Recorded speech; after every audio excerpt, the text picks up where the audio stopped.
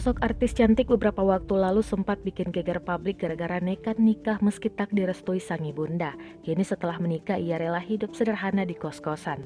Tak hanya hidup di kos-kosan sederhana, artis cantik ini juga kerja jualan pisang goreng bareng suami demi sambung hidup.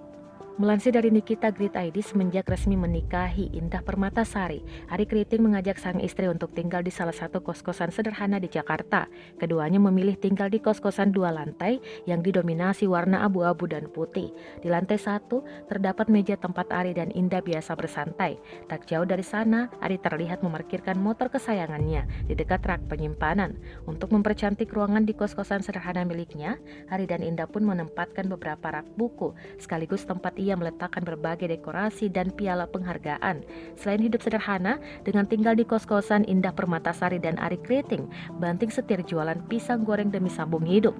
Baru-baru ini melalui unggahan terbarunya, Indah Permatasari membagikan kegiatannya ketika berjualan pisang goreng bareng sang suami Ari Kriting.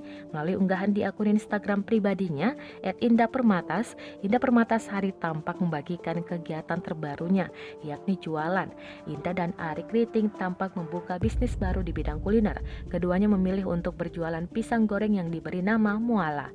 Meski kini jadi artis terkenal, Indah Permatasari tampaknya tak gengsi untuk terjun langsung berjualan pisang goreng.